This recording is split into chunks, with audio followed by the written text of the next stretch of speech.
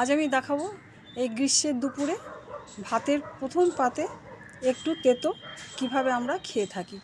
বিশেষ করে এখন নিমের সময় নিমের কথাই বলা হচ্ছে। আমি এর আগের ভিডিওতে দেখিয়েছি গাছ থেকে কচি নিম পাতা পেড়ে ধুয়ে শুকিয়ে স্টোর করে রাখা। এবার আমি দেখাবো সে স্টোর করে রাখা নিম পাতা আমরা কিভাবে ভাতের সময় খাওয়ার কাজে লাগাতে পারি। এই নিম পাতা এই গরমের সময় খাওয়া ভীষণ উপকারী। তেতো বলে অনেকেই খেতে চায় না, বাচ্চারা তো খাই না, অনেকেই বড়রাও আমি দেখেছি পছন্দ করে না, কিন্তু এটা খাওয়া খুবই উপকারে লাগে। আমি কেমন করে বানাই দেখো। বেগুনগুলো আমি ছোট টুকরো করে রেখেছি, তাতে ধুয়ে একটু নুন হলুদ মাখিয়ে রেখেছি। অনেকেই বেগুন কিন্তু খেতে চায় না, তারা বেগুনের পরিবর্তে আলুও করতে পারে। তারপর কড়াইটা আমি গরম করলাম। গরম কড়াইয়ে ওই পাতাটা, গুঁড়ো পাতাটা একটু দিয়ে নেড়ে চেড়ে আমি সেটাকে নামিয়ে রাখবো। কারণ এই গরম কড়াইয়ে দিয়ে একটু নেড়ে চেড়ে নিলে কি হয়, শেষে যখন বেগুনের ওপরে দিয়ে লাস্ট ফিনিশিংটা করি তখন কিন্তু খুব মুচমুচে থাকে পাতাগুলো। তারপর ওই কড়াইটাতে একটু তেল দিলাম, তেল দিয়ে আমি বেগুনগুলো একটু ভেজে নেব।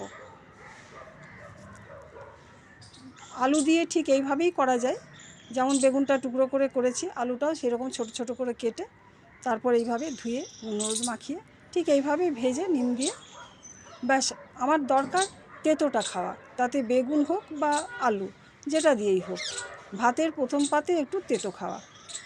তারপর বেগুনটা ভালোভাবে ভাজা হয়ে গেলে যে নিম পাতাটা আমি গুঁড়ো করে রেখেছিলাম সেটা এই বেগুনের সঙ্গে দিয়ে মিশিয়ে নেব।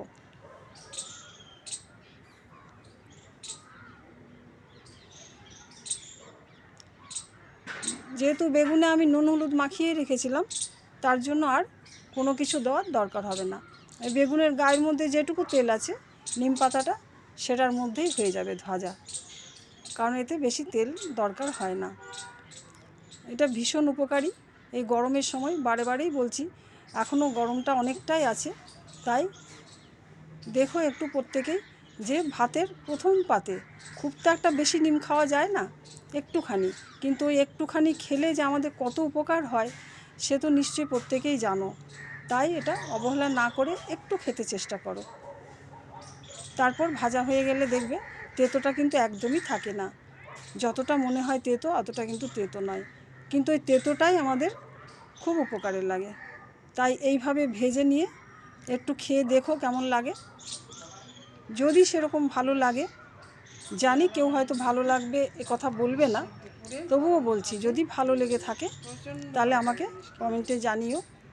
আমি কিন্তু খাই, আমার কিন্তু ভালো লাগে, ভালো লাগাতে চেষ্টা করি, ভালোও লাগে কিন্তু। টাটা।